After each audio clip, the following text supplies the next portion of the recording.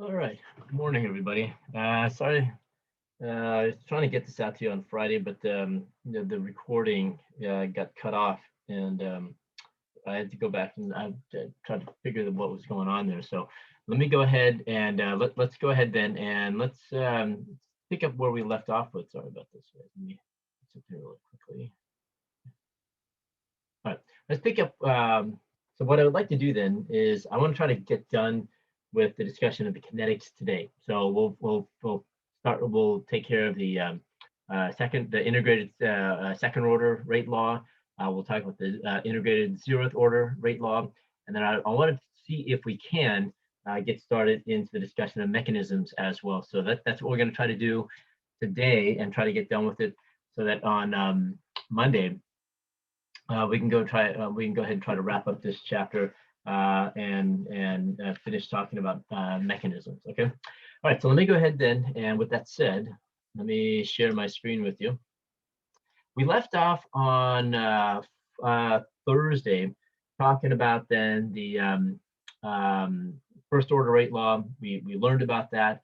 We talked about how we could use the first order rate law there, integrated first order rate law. We can graph the the data that we're given. If we were given the concentrations and we're given time, we can take the natural log of each one of those concentrations, graph it against time. So natural log on the y-axis, time on the x-axis.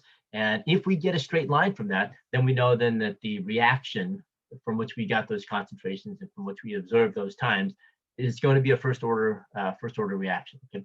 Now, someone had asked on Thursday, I think a couple of you came by after school, and we talked about what the that order number actually means. The order number does mean how fast a particular reaction runs, because what we have there then is that exponent tells us then how fast the concentration of a given reactant gets consumed, gets used up. But like I pointed out to you, that order number is also a way that we can use to determine then the mechanisms. That means then we can determine then which mechanism goes first, which one will come second. We can order the mechanisms that go into determining a process, a chemical reaction. And we also use the order number for that. Okay? And so basically that's when we talk about mechanism, we're going to see then that the slowest reaction is going to be then what we call the rate limiting step, and that's going to determine how everything else runs. Okay? That's going to determine the kinetics of a particular process. Okay? All right, so with that said then, we worked out this problem. And the reason why we did this, because I showed you that there was an easier way to go about determining then the order of a particular reaction using the integrated rate law, and that is we used half-lives. So we can measure the concentrations, look at them, and then try to determine then how much time does it take for a particular concentration to cut itself in half. Okay, so if you start out with the initial concentration, how much time does it take for that particular concentration to get cut in half?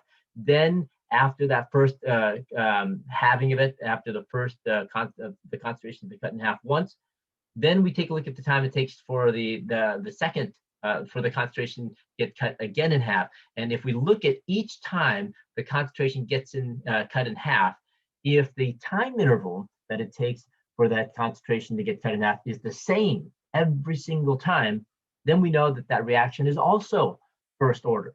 And that's why then using the half-life, and then, I'm sorry, then I worked out I derived the equation for you that you can use to solve for it. And that's one where we had 0.692, I think, over K. And we saw then that the rate then is dependent only on for first order reaction, the rate is going to be only dependent upon the reaction constant, the constant. Okay, and so with that said, then we saw then that if we recognize that pattern from the data, we can go ahead then and determine that it's a first order reaction. Okay, all right. So we worked out number 3 here on Thursday. So please take a look at it. Try the homework, you guys, and come by and see me if you have any questions with the homework. But with that said, though, I do want us to go on then. Okay? And so as we go on and we take a look at a reaction, so let's take a look at a generic reaction again right here. And we see then generic reaction here is A turning into products. Okay? And then we gather the information together. We have rates, okay, and we have the change in concentration, change over time, and we determine then from this then that this is a second order reaction.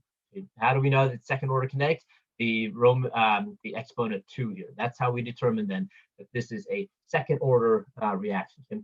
So with that said, then we're not going to be, if this is second order, okay, if we wanted to derive the integrated rate law for it, we're not going to be able to use what we had earlier. Okay, so the first order integrated rate law will not work here. So integrated rate law where we have a natural log of concentration of concentration of A. Okay.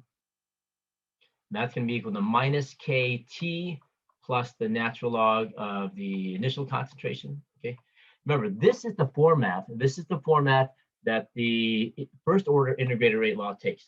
This is a second order reaction. So this equation here, this integrated, this particular equation here does not suit what we have here because this is a second order reaction. Okay. So what can we do then in order to get that done? Well, if you're interested in integrating, so what we're going to do then is we integrate this reaction, this particular portion of the second order rate law here. So what we're going to do then is we integrate this portion. We integrate this portion right here of the rate law, the differential rate law. We will get what I have there for you in the second box. Okay? And so this is the format that this second order rate law, the integrated second order integrated rate law takes. Okay? Right. So if you notice here, and let's take a look at the difference, and I'm just going to put them side by side here for you. Okay? I'll write it again side by side. We have then, first of all, on the left-hand side, then we have inverse. We have 1 over concentration, as opposed to natural log of concentration at time t. Okay. Now you notice in the format here, it's almost the same, except for the first order rate law, we have a minus KT, where we have this KT here, okay, constant times time. And then next, then we have, instead of natural log of the initial concentration, we have then 1 over initial concentration. Now, if you look at it, the format's almost the same. And remember, we said that the format here is in the format of the slope-intercept formula. Okay, so this is the slope-intercept form. This is going to be the y equals mx plus b. If you notice here, this particular format here also takes on the format of a slope-intercept formula. Okay, and there it is. So this time, the y is, instead of being natural log of a, it's going to be 1 over a. Time is still t, okay? And if you notice, then the y-intercept is 1 over a. Why do I point this out to you? Because if you notice here, for this particular graph, remember what we saw then, that if we graph this, and we saw this, okay, if we graph this, the plot of the first order integrated first order rate law, okay, we see then that the plot, we're going to do this, x, and again, let's make sure we see this. Okay, x is going to be time, and so we have time along the x-axis, and the natural log of concentration is along the y-axis. And we saw then that if we get a straight line from this, then we know then that it is going to be first order kinetics. Okay, so that's why we have it in there. So you can imagine that if we graph this particular graph here, let's go and take a look at that, and we'll see this in just a moment. Okay, if we graph that particular one, whoops, sorry, and again, let's set it side by side. Okay, so we can take a look at it. So whoops, sorry. So let's go and take a look at this. So if you notice here, y then is not going to be a natural log of a, but it's going to be the inverse of a. Okay, so there is our graph. Okay, so this time, y, instead of being the natural log of a, it's going to be 1 over a, reciprocal of the concentration. And again, x is going to be time. You can imagine that here, and since this is a straight line, you can imagine that if the reaction shows second order kinetics, if the reaction shows second order kinetics, if we graph the plot, and if we plot 1 over a versus time instead of natural log of a over time, we should get a straight line. And so therefore, if we take the data that's given to us and we collect it, and we take the inverse of A and we plot it against time, if we get a straight line, we know then that that reaction shows second order kinetics. It's going to be a second order reaction. Okay, and so that's why you want to make sure then that you use the integrated rate law again. It makes it very simple to determine then that the reaction is going to be first or second order. So now we have a way to determine then whether a reaction is first order or second order, simply based upon the graph of the data. Okay, now we got to do a little bit of work here so we got to take to determine that we got to take the concentration, take the natural log, see if we get the straight line. If we don't, then what we do then is we take the initial concentration, the concentrations, and we take the inverse of the reciprocal of that concentration, and we plot that with time. If we get a straight line, then we're in good shape. We have then a confirmation that is a second order reaction. Okay. All right. So with that said, then let me just go ahead and okay. So with that said, there it is. A then here is going to be the A at some concentration time. T rate constant. T is time, and initial concentration. Okay. All right, so we set these side by side. Okay. So if we take a look at the first order, second order integrated rate law, what we're going to see then is, like I told you, a plot of 1 over A versus time will produce a straight line. So when we plot 1 over A, if we get a straight line, then we have a second order kinetics. Okay? Because if we take that concentration and we try to plot natural log of A, we're not going to get a straight line. If the reaction is not first order, we're not going to get a straight line if we plot natural log of A versus time. Okay. All right. So with that said, then let's take a look at what this graph's going to look like. Okay? Okay, so let's take a look at the example here. The dimerization of butane into butadiene. Okay. Let's go ahead and let's take a look at this here. Okay, and so these are the concentrations that we collected over a time interval of about 60 to 100 seconds. Okay, so this is the concentration. Again, the concentration is the concentration of the reactant prior to equilibrium occurring. Okay, and so just looking at these numbers here, there's no way that we can determine whether the dimerization of butane is going to be first order or second order. We don't know. So what do? First thing we want to do is take all of these concentrations here, you take them and take the natural log of all of them first. Okay? And then you're going to plot those, and I'll show you that in just a moment. Then if that doesn't yield, and then we plot it, and if that doesn't yield a straight line, then we take the reciprocal of all of these values here, and we plot those versus time. Okay? And if they don't yield, and if that doesn't yield a straight line, then we got to continue on. But if it yields a straight line right there, then we know that it's going to be second order. Okay, so I'm going to go ahead with the next slide. Then I'm going to show you exactly what that. Okay, so there it is. What I've done then is I've taken those values that you're seeing. First of all, I took the natural log of all those values, and please confirm that for me to make sure that they're correct. And then what I did was, in this case, then I also went ahead and I took the inverse of each one of those concentrations as well. Okay, so I got the inverse, I got the natural log, and I got the time. So I'm going to make two. I'm going to make two graphs now. Okay. Now, hopefully, the first graph here, which is going to plot natural log of concentration versus time along the x, will give us a straight line. If it doesn't, then we know then that we should plot the inverse of concentration versus time, and hopefully that gives us a straight line. Okay, so let's go ahead and let's see what we have here. Okay?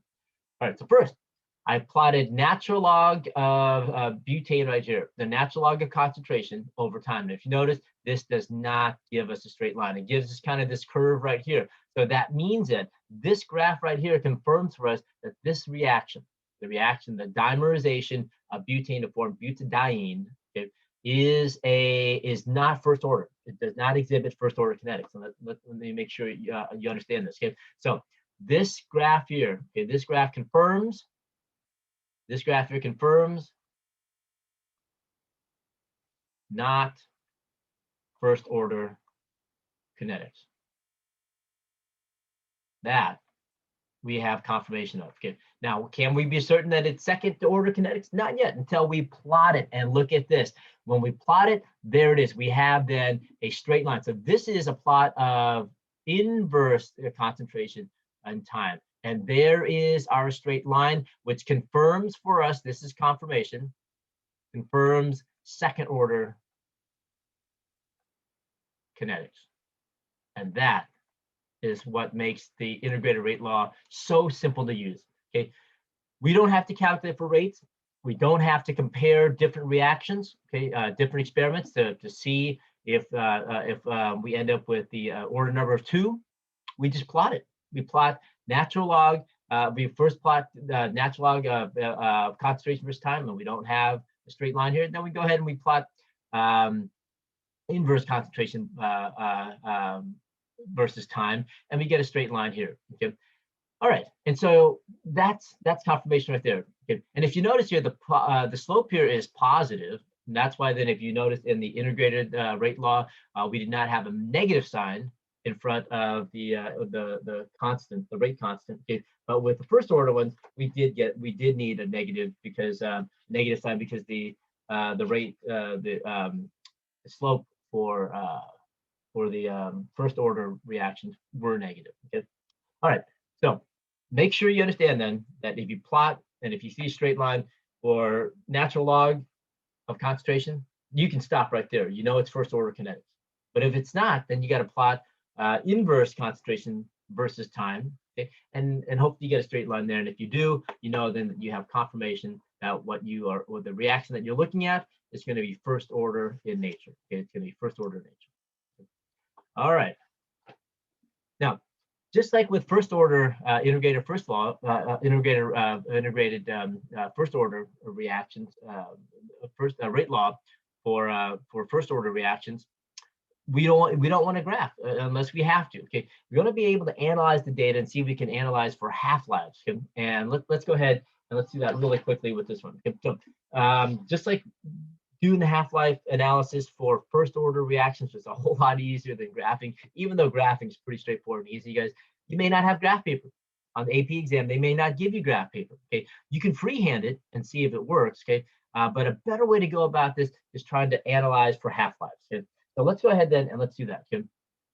So analyzing for half-lives, what we want to do then is look when the concentration gets cut in half. Okay, so let's look at the first one here. We start out with 0.1. And so it looks like if we go to about 0.576, and make sure you understand, we're not always going to get exactly half, but we're going to get close. So let's go and take a look at this. So this is the closest to half right there. So this is concentration cut in half. Okay? And so the time here, if you take a look at it from here to there, it's about 1,800 seconds. So you got 1,800 seconds right there. Okay, all right. From 0.476, you cut that in half, it's going to be close to about 2.41 right here. Okay, so there's the next halving event. Let me just make sure I got that 0.0476241. Yeah, that's pretty close. Okay, let me go ahead and do that real good. 0.00476 divided by 2. Yeah, but I get about 0.00238, 0.00241. That's probably a little closer than 0.00208. But anyhow, what you're going to see then is what we want to do then is we want to see the time interval it takes to get from there to there.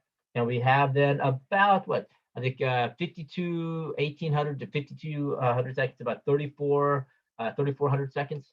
I can't do that. So 5,200 minus 1,800. Yeah, about 3,400 seconds. Yeah, 3,400 seconds. So right here, folks, you can already see right here, this is not first order kinetics. Remember with first order kinetics, the time intervals for the halving events, each time the concentration gets cut in half, each time interval, each one of those time intervals were exactly the same. And that's what made it easy to identify first order kinetics. If you look at this here, okay, what we have then is it takes about 2 times longer. So it takes 1,800 seconds for the first concentration, for the concentration get cut in half the first time. Okay, this one half, the first halving event. Okay, the second halving event took about twice as long. Okay, it took 3,400 seconds, okay, to get from the first halving to get from 0.00476 molar to 0.00241. Okay, so you have an increase. You have an increase in time that it takes to get to the halving event. Okay, and if you see that doubling right there, okay, if you see that as that right there, right then you know that is confirmation right there of second order kinetics. Okay, That is what we have right there. And that's what you need to make sure you keep in mind. And that just makes life a whole lot easier if you see that. Okay. And so there is an equation that we can use. Okay? There is an equation that we can use to describe it. If you're interested in how we derive that equation, come by and I'll derive it for you. But if you notice that there's a key difference between the half-life equation for first order rate, integrated first order rate law for the first order reactions, and the half-life here for the second integrated rate law for second order reactions. Okay? And so if you notice that for the first order reaction, the half-life only depended upon the constant. Okay, remember it was only dependent upon the constant. If you remember, it's and we can take a look at this. Here you notice then that there's a dependency not only on the constant, so the constant is there as well, but also on the initial concentration. Okay, so for second order half-lives there, that's the equation you can use. If you know what the half-life is, or in order to calculate for the half-life, you can use the initial concentration and the rate constant. But if you need to figure out what the rate constant is, you just need to find initial concentration, the time it takes to cut the concentration in half, and then you can use that to find the equilibrium constant, the rate constant as well. Okay, and so so this is another way that we can go ahead and use this half-life equation here. Okay, so if you notice then the half-lives are going to increase as you progress through. Okay, and then here it is. Each successive half-life is double, and it fits that pattern exactly. Okay, so that's what we have right there. This is the key feature in determining then second order kinetics for a particular reaction. That in analyzing the half-lives, if each successive half-life is 2 times longer than the previous one, then you know you have second order kinetics. And that's what you want to make sure you keep in mind as you go through. It just makes the analysis of second order kinetics much, much easier. Okay? All right, very good. So quick comparison between the two. Okay, whoops, sorry. Quick comparison between the two. Come on. Okay, you can see then the difference. So the half-life for first order kinetics only depends upon these two constants here. The second order kinetics then depends on the rate constant and the initial concentration as well. Okay, and the key remember with first order kinetics, each successive half-lives are exactly the same. With the second order kinetics, each successive half-life is going to be double that of the previous half-life. Okay, all right. Let's take a look at an example problem here, and let's work this one out. Okay, so we have a generic equation again. Okay, and we have then we're given the initial concentration, and we're given the first 2 half-lives. Okay? Now let's start right there. Okay, and we want to be able to make sure you understand what we have right here. I think right now, at this moment right here, when we're given the first 2 half-lives, okay, and let me go ahead and mark this in. So we have 25 minutes and then 50 minutes. Okay, this is the first half-life. This is the first half-life right here, and this is the second half-life. Okay, so it takes 25 minutes for the concentration to get cut in half, okay? And then it takes, after that first halving event, it takes another 50 minutes, okay, for the reaction, for the concentration to get cut in half. And if you notice here, there's a doubling of the half-life. Okay.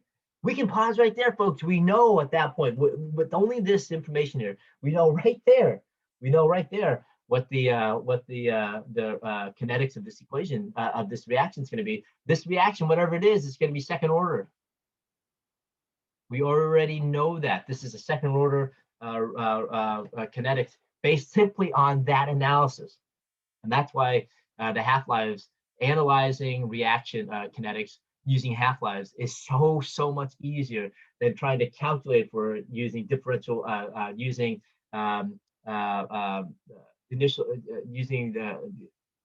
to find differential, using the difference rate law and analyzing initial concentrations. Okay, that takes too long. I teach you that. But I personally, I would warn you against doing that if you are in lab later on. If you're in lab and you're asked to find that, don't go ahead and use the method of analyzing using initial concentrations and using differential rate laws. That just takes too much time. Look at half-lives first, and use the integrated rate laws. It is so much more straightforward than using the differential rate law. Okay. All right. So with that said, then let's go ahead then and I'm sorry. Let me go and take a look at how much time we have left here. Okay, good. So we have. I think we should have enough time. Let's see how much more we have. Sorry, guys. Yeah, I think we can try to make it through. Through to 0th order. I think we should be able to. We got 10 minutes. Okay, so don't use the analysis of the methods of the initial rates and trying to find the differential. Let's go ahead then and let's continue on with the integrated rate law here. So this is the if we know then that this is first order, if this is first order, then we can write down then, if you want to write down the differential rate law, we can go ahead and do that as well. I'll go ahead and do that for you. So we can write down, I'll give that to you. So that will be first order. I'm sorry, this is second order. And so there's the differential rate law for second order kinetics. Okay, so let's go ahead then, let's write down the integrated rate law for second order kinetics. So it's going to be then 1 over A. It's going to be equal to KT, and that's the concentration at time T here, if we want to determine that, plus 1 reciprocal of the initial concentration. So integrated rate law versus differential rate law. Okay. Right. So how do we go about calculating for K then? Okay. Well, we know this is second order kinetics. This is second order kinetics. So what we're going to do then is let's go ahead and just use then the half-life equation for second order reaction. So it's going to be 1 over K times initial concentration. Okay. All right. So that's what we need to solve then for K. Rearranging this equation to solve for K then. We have then K is going to be equal to 1 over T 1/2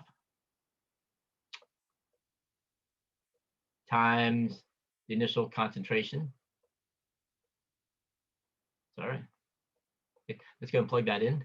We have then, and here we're going to choose the first 25 seconds because that's the time it takes to cut this in half. Okay, so it's going to be then 25 seconds, 25 minutes, sorry, times 5.0 molar. Okay, let me just plug that in.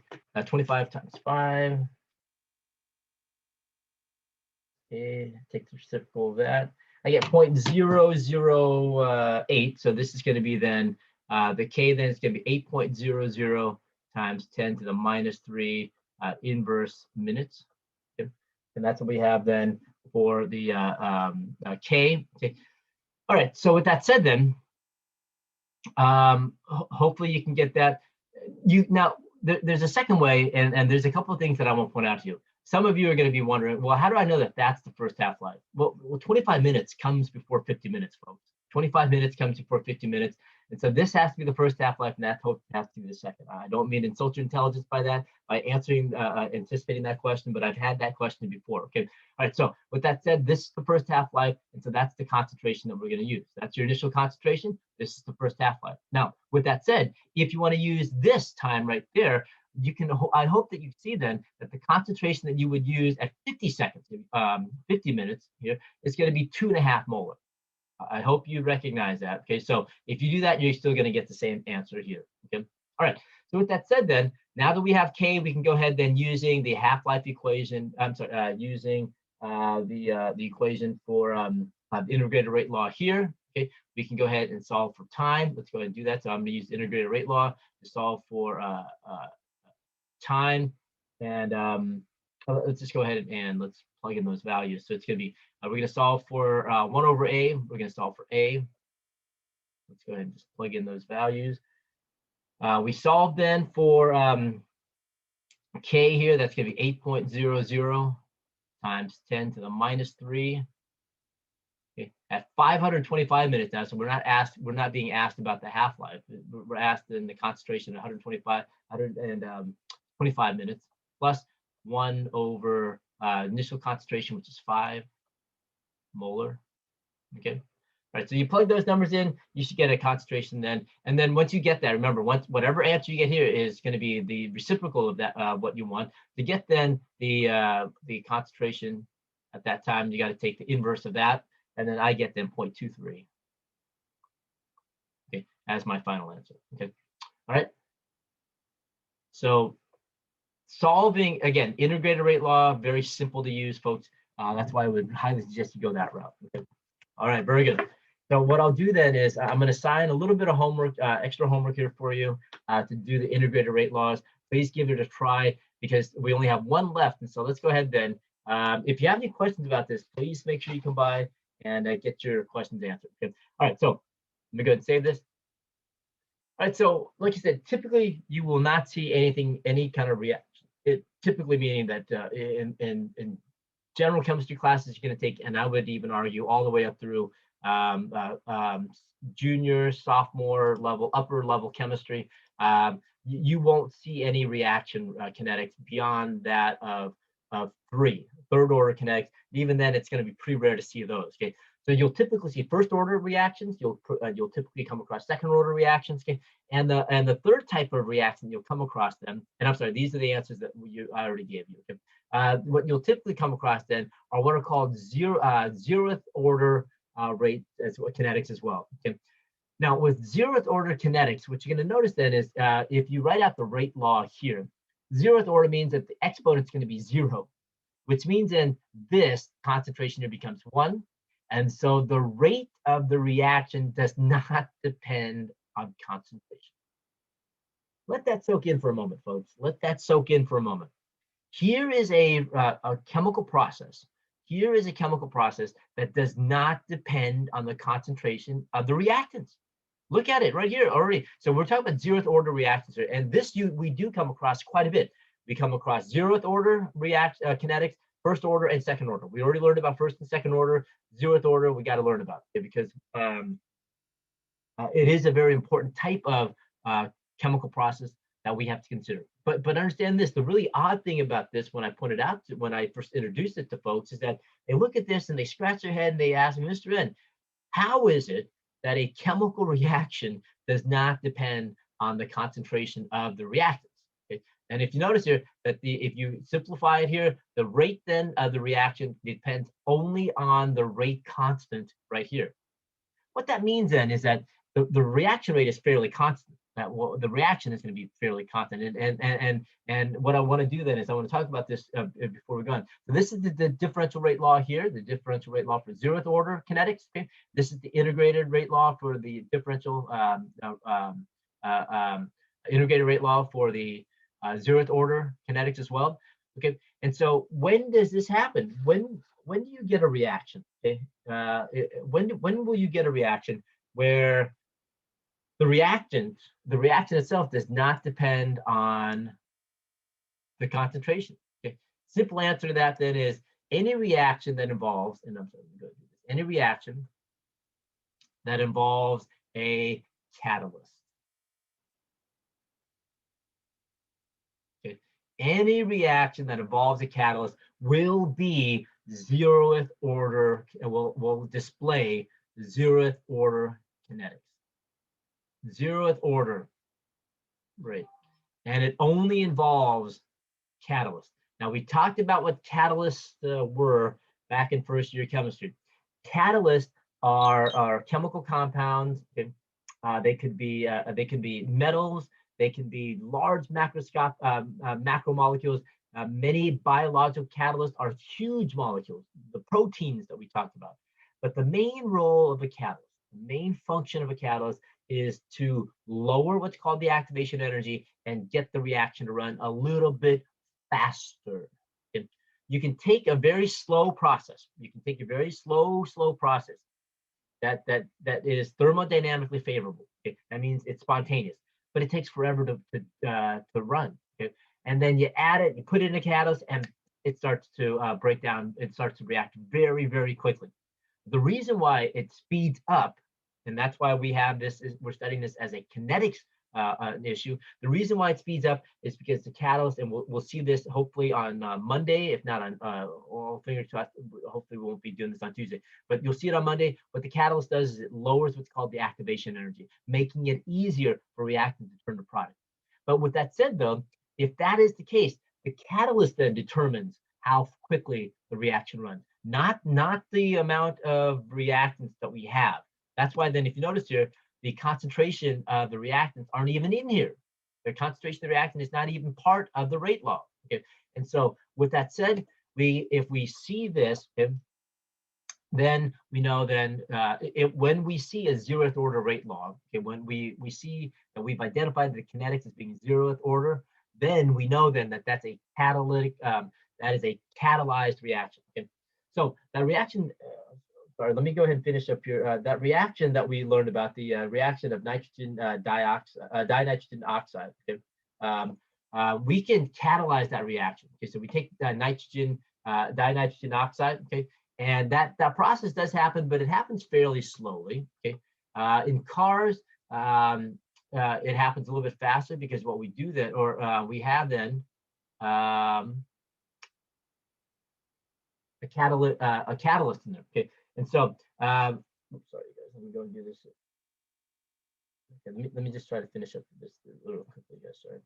Okay. All right, we use a platinum catalyst. If you place that reaction on a platinum piece of platinum, platinum, sorry.